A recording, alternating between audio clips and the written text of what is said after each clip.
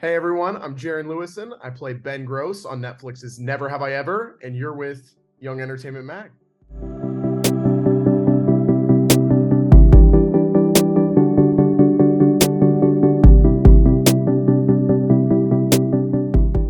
Awesome. Well, thanks again for joining us. We are so excited. You've got your beautiful hotel background going on.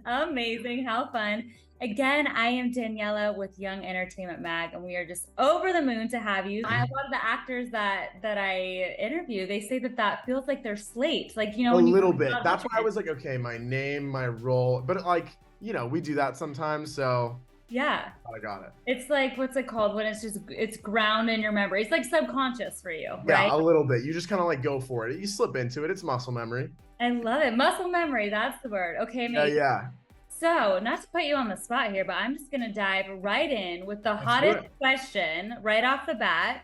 So, I really want to talk about that final scene. So, Davy comes to Ben's door with the free pass for the free boing. She walks in, you guys kiss, the door closes, season 3 ends. So, wow, what were your initial thoughts when you got the script, and how many people from the cast actually knew about that scene? Yeah, when I got it, it was like late at night. I had just finished a long day on set and I was like doing some Zoom classes because at the time I was a student at USC. And I remember it came into my inbox, and I have a really bad tendency of skipping to the end because I just really want to know. So I like scrolled down really fast and I read it and I was like, oh my God. And I texted my tree, and at the time I was like, I'm not going to spoil anything, but like, you're not going to believe this ending. And she was like, oh my God, let me read it. And I was like, okay, I will. And everybody got the scripts. So we usually get them around the same times. So I think most people were asleep. And then the next morning, I woke up to like a bunch of texts from other cast members. And they were all like, oh my freaking God, I can't believe this ending. And I know that all of the fans are going to have similar reactions. Oh my gosh, I love that you literally scrolled to the end and like I that's what know. you saw. Yeah, I can't stop doing it. I like can't help myself. That's so fun. I love it. So that's amazing. That backstory fires me up. How fun. So Andy Samberg does your voiceover episodes. Did you work with Andy on this, or was he somewhere in a studio far away doing it post-production? Like, did you guys work together at all? Did he have any of your input, or how does that process work?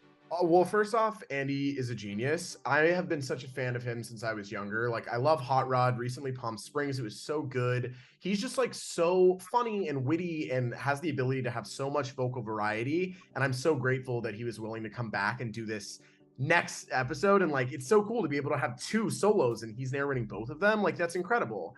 I didn't get to meet him, unfortunately. I really, really want to work with him, but he was in the booth. He had the post-production team, and I know Mindy and Lang have worked with him, and he was so amazing. And I really hope to like meet him one day and work with him in person because it would be awesome. Yeah, that is so fun. So, what's your process like for getting into your character?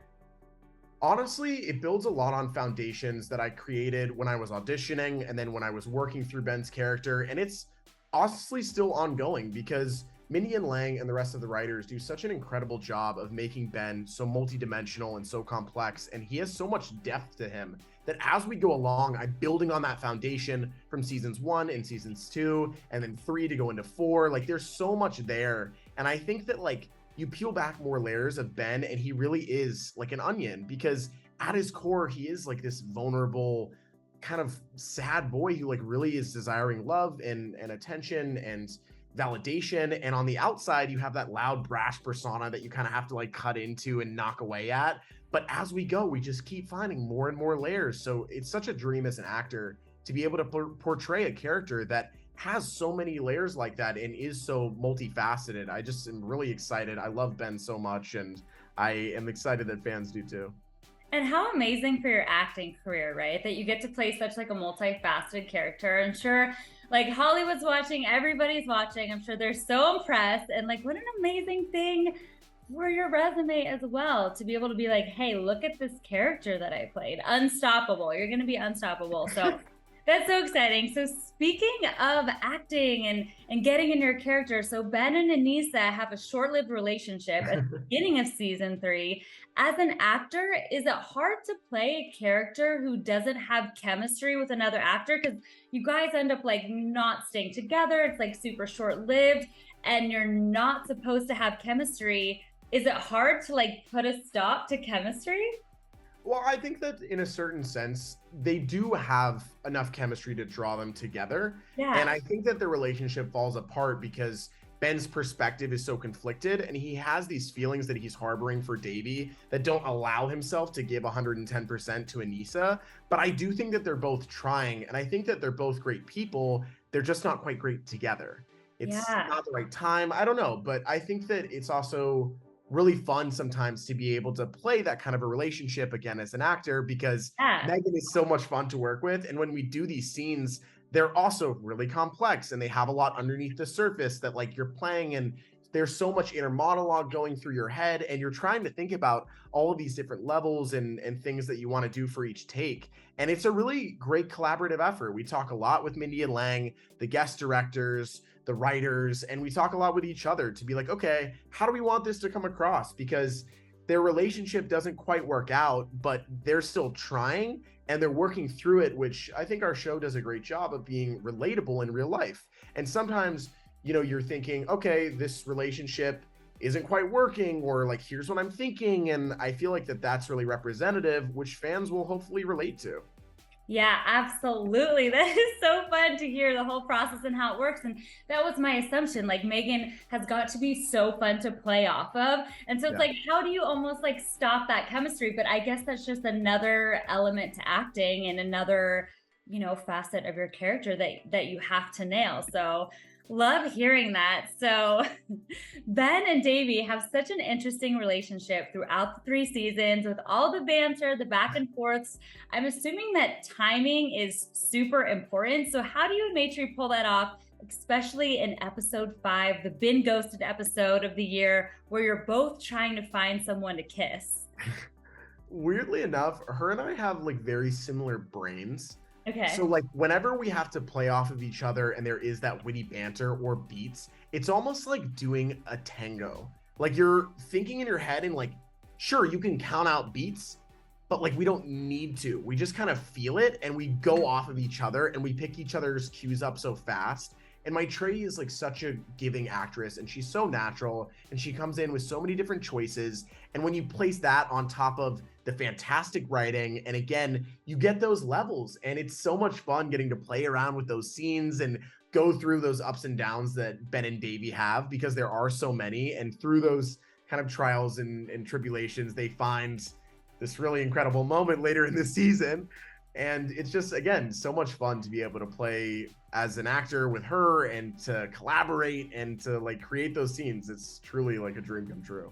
Yeah, okay, I have to ask. So this just came to mind. Are you well versed in improv? Because I feel like what you're explaining to me, I feel like you're probably an improv king, because like you're really good at listening and playing off of other people's energy. Does that have anything to do with it? You know, I don't know that I would call myself an improv king. I think that might be reaching a little bit. I would say like I'm a strong jester. You know, Okay. I'm learning and I'm still growing, I think, as an actor each and every day. And I learn so much from my incredible castmates. And every time that I get to interact with people that have been working in this business for a really long time, like Coco, or Alex, or Adam Shapiro, or Ben Norris, those people I look up to every day because they are brilliant with improv. Jack Seaver as well. Like, there are so many people in our cast that are so unbelievably talented that you can watch them and be like, oh, I should really try to steal that. Like, I should take that energy. I should learn from that. And I try to do that as much as I can. And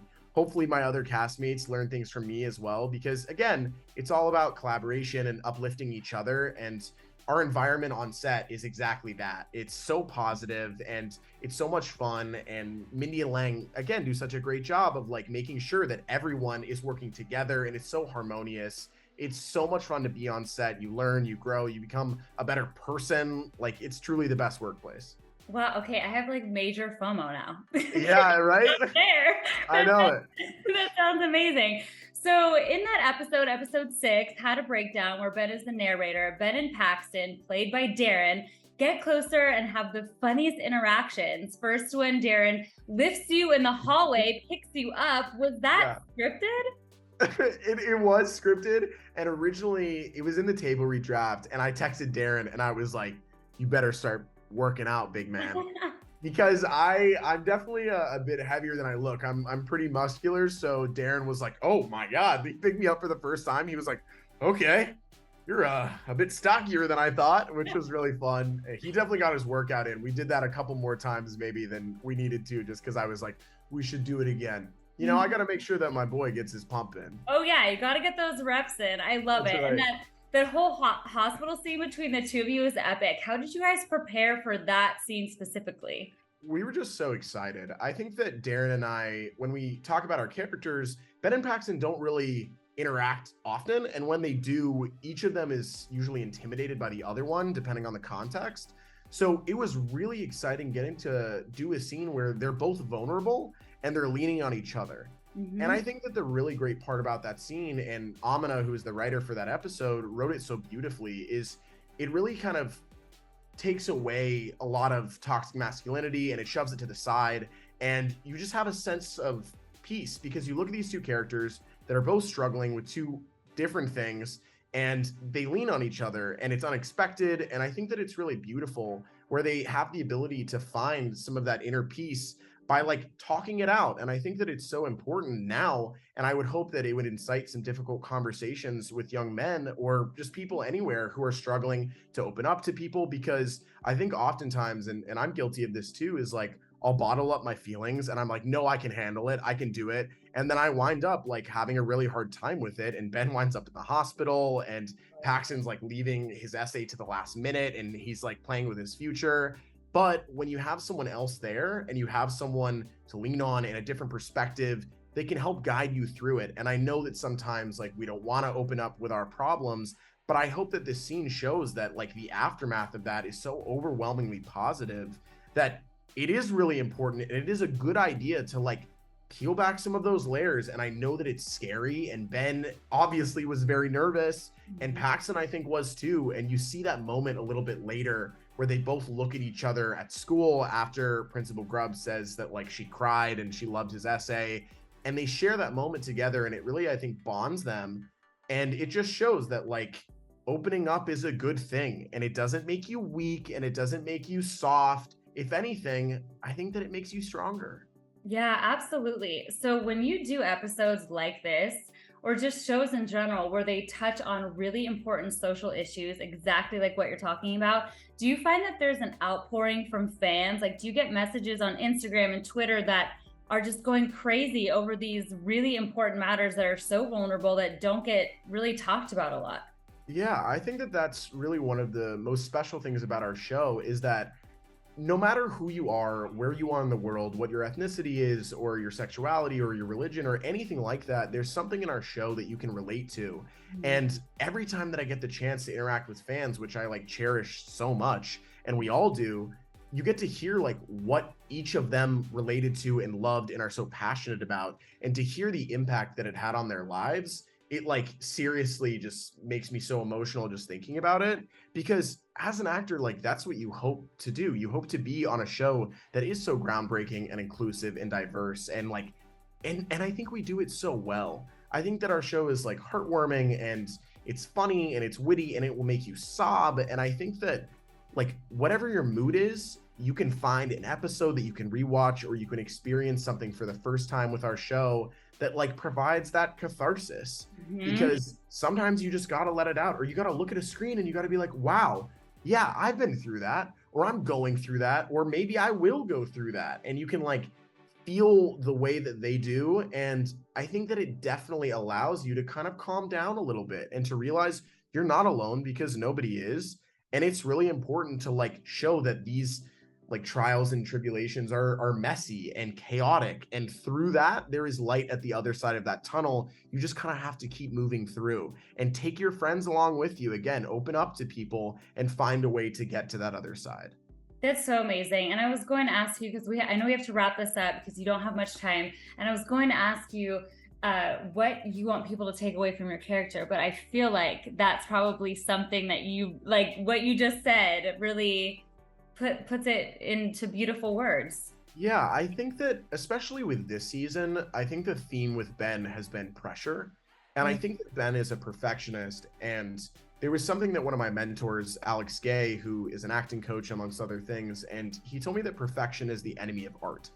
And I thought that it was really poignant, especially for this season, because Ben, not only does he experience pressure, but he also finds meaning in art.